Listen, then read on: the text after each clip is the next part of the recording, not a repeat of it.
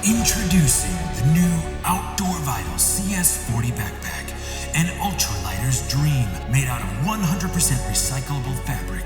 This pack weighs in at less than 1 gram. The generous storage can hold a 2-person Dyneema tent. Look at the detail of that brand label.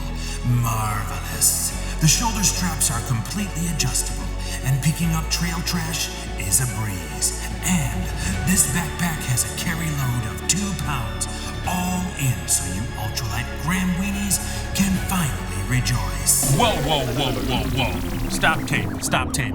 Emmett, we can't do that to the people. Look, ultralighters are people too, and they have feelings, okay? And that's not even the real backpack. That was a pretend one, and I know that took it a little far. We're sorry, ultralighters. All right, but let's bring out the real backpack. The reason that you are all here. Is this the best backpack of 2023? Maybe, maybe not. This is a first impressions video. This is not a review. I did use this backpack for 2 nights, 3 days up in Pictured Rocks National Lakeshore. It's obviously just got a small amount of use to it, but I thought it was intriguing enough to at least show you. This is the brand new Outdoor Vitals CS40 Ultra, and the CS stands for Carbon Stays. I think. Hang on, let me double check. What does the CS stand for? Yes, I was right. It does. It stands for Carbon Stays. So the internal frame is made out of carbon fiber. Fire? It's not made out of fire. You couldn't walk through forests if it was made out of fire. Huh? It's made out of carbon fiber, the internal frames. So let's just talk about why I think this backpack is such a great backpack out the gate. If you're a person who's maybe shopping for your backpack for, say, a through hike or a really long hike, you're going to see a lot of backpacks that look like this. They're essentially a big bag, and there's not a lot of organization to it at all. And I'm actually a fan of that. I like to organize internally in sort of a system that I've got. I find that if there's a lot of organization with a backpack, I can never remember where I put stuff. I can never remember which pocket had the headlamp and which pouch had the medical kit or where my sleeping bag compartment is. I mean, there's just so many things about backpacks with lots of pockets and zippers that are unnecessary to me. Maybe you're the type of person that likes that organization. I'm really not. But the downside to a style of backpack like this is that you're not going to be able to carry a super heavy load. So if you are backpacking and your base weight is probably under 20 pounds, then you're looking at potentially moving into this style of a backpack. But even at that base weight, it can possibly wear on your shoulders. So right away, this backpack, the load, the recommended load carry, like its maximum recommended load carry, is going to be 35 pounds from Outdoor Vitals. Now, what I've found is that brands aren't necessarily super conservative. That's kind of the extreme. So I've found with backpacks like this, and I have not tested this backpack to that weight. I tested this backpack to about 22 pounds-ish. You'll find that they'll start to wear on your shoulders, and you're constantly adjusting or lifting up the straps because they're pulling and pushing down on your shoulders, and you'll develop sore spots right here. So if your base weight isn't getting below that at least 20-pound mark, I would probably look at a different backpack. However, if you're still watching this video now and you are interested in a backpack that's super lightweight, extremely strong, made out of a waterproof material, has plenty of room for all of your stuff, and does have some organization to it that's still going to be comfortable, this is a backpack to certainly look at. So this backpack is made out of Ultra 200. Now that's like the new fabric that backpacks are being made out of. It's more tear resistant than Dyneema. It's lighter weight. It's stronger, and it's still got all of the waterproof properties of Dyneema. So this is a really awesome fabric, and it's possible that it's being made cheaper. I've heard rumors that it's cheaper to make fabric than Dyneema, so that's cool. Okay, so my current favorite backpack is the Z-Packs Arc Haul Ultra. It's made out of the same type of fabric, and it's a really good backpack. because it arcs on your back and it just sort of provides a little bit more comfort for heavier loads, and it's just a great backpack overall. This one sort of has an arc to it on the internal frame, and I will show that to you in just a second. But the reason I'm talking about the Z-Packs is because it's an extremely expensive backpack. They're selling it right now for $400, just the backpack. And then if you want, say, hip belt pockets on your Z-Packs backpack, you got to pay extra for those. They sell them for like $33 a piece. So now you're talking $400 and almost $70 for your backpack. Now this one, the retail price for this backpack is $327.97. It's on sale right now for $295 if you sign up for Outdoor Vitals, their ultralight membership, which if you buy a lot of stuff from them, it's certainly worth it because they give you a lot of discounts. But even at we'll just call it $330, this is still $70 cheaper than the Z-Packs backpack, and the Z-Packs backpack doesn't come with hip belt pouches, and this one does. So we're almost, let's see, what is that? That's $140 cheaper if you add hip belt pockets to the Z-Packs backpack. So yeah, definite win. Save yourself a ton of money. You could put that $140 into something else. Now, I'm comparing this to the Z-Packs. Why am I comparing it to the Z-Packs? Well, what's super unique about this particular backpack are these carbon internal frame stays. Let me grab one out for you. All right, so this is how it's shaped, and this is about an ounce is what this weighs. So the two of them together is 2 ounces. So you can make your backpack a frameless pack if you want to. I don't recommend that because for 2 ounces, you've got a frame that, in my opinion, did a great job distributing the weight. But what I like about it is that it's got that arc that contours with your back, and it does flex as you're hiking, which is really nice. So this was super, super comfortable. I've been really looking at this backpack to try to find things that I don't like about it. Now, usually that's pretty easy to do. There's usually something that I just don't like about a backpack. There is one thing that I definitely think they could have done differently or could have improved on, and it's so simple, so easy to do. And I'll show you in just a minute what that is. And it may not be totally even necessary, but it would be nice to add to this backpack. Actually, possibly 2 things, but not much else. Everything that typically gets addressed in an ultralight backpack, they've hit on. The water bottle pockets are enormous. You can easily fit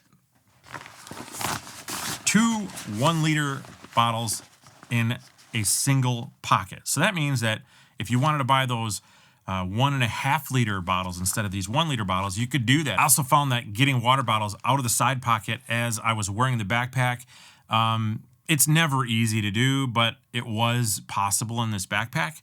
And I think that's because they're sort of angled. These pockets are angled a little bit, so it just makes it a little bit easier to get them out. And they are at a height about right where you would be able to reach back and grab it. It's about as easy as I've ever seen. So that's a win. The pack has a compression strap that goes down either side of the pack. I also hardly ever use these to compress things down because I find that rolling the pack compresses things pretty easily. But this is what I use to hold down, let's say, trekking poles or tent poles and make them just sort of press up against the side of my pack so they're not flopping out as I'm hiking. That's really nice. All of the buckles and the straps, while they are thin, are still rigid and strong in my opinion, and not something that I would worry about tearing or ripping. They all seem to be pretty well sewn and very strong. For you water bladder people out there, they did include a water bladder pouch on the inside of the backpack that is removable if you want to take this out to be able to put in a water bladder. And then right here is where you can have that bladder line come out and be able to reach your mouth when you're thirsty. These hip belt pockets are some of the easiest to open and close I have ever seen. I can easily do it with one hand. No problem there. And they're large enough that you can put in a cell phone, snacks, whatever. One thing I will say about it is that I kind of wish that they did have a waterproof material here for the zipper, and this does look like some sort of a laminated material here that these pockets probably are waterproof, or at least very water resistant, but then, make the zipper waterproof as well. I do love the aesthetics of this bag. I love that they have a red foam on the inside and then this ripstop on the outside that's sort of semi see-through that really gives it a cool look. I think that's a really nice touch to the backpack, and it does the same thing with the back panel here that's got the same type of foam on the back. And then I do like how it's cut to contour towards your back. So back panels that are cut typically like this, you think that it's going to provide a lot of like breathing and that kind of stuff and that your back's never going to sweat. I've found that almost every backpack that I wear, even the Z-Packs Arc Haul where the back arcs off my backpack, will cause sweat to some degree. And even though it is vented and this does a good job, you're probably still going to have a sweaty back. One thing I love with this backpack that another backpack that I've got, the Hyperlight Mountain Gear Southwest backpack, that one doesn't have load lifters. And they say they've designed it so that it doesn't need load lifters. They've done a good job with that because I never really found a time where I absolutely needed load lifters on that pack. This one has the load lifters, and they are up high enough where that frame, let's see if I can show you, that frame comes way high like this. So that gives this pack the ability to add more weight and still be able to pull that closer to you to be able to comfortably carry that weight. I love that these the internal frame is high and tall like that for that reason. Another thing I really like about the pack is that the water bottle pockets and the bottom of the backpack have drain ports. Definitely a nice touch there. The back mesh pocket here, I love this style of mesh. And the biggest reason is it sort of is endlessly stretchy. I mean, it just stretches for miles and miles so you can slam a bunch of stuff in there. But it doesn't have such big holes in it that you're going to have stuff constantly getting stuck in it like on other backpacks. I did only use this backpack one time, and you can see right here there is a tiny little hole already developing in the back mesh. I don't think that's a big deal. That's normal. That's probably from me slamming this up against a tree.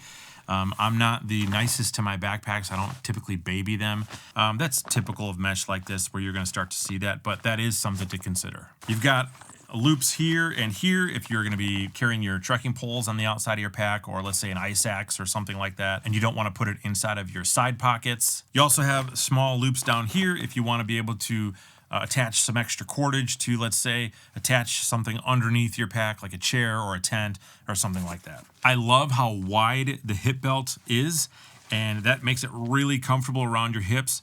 When you've got a heavier load, you tend to tighten up your hip belt a lot, which can cause a lot of rubbing on your hips. And if you've got hip bones that are, if you're a skinny guy, sometimes those hip bones can be sticking out and it can cause a lot of rubbing there and you can get bruises and things.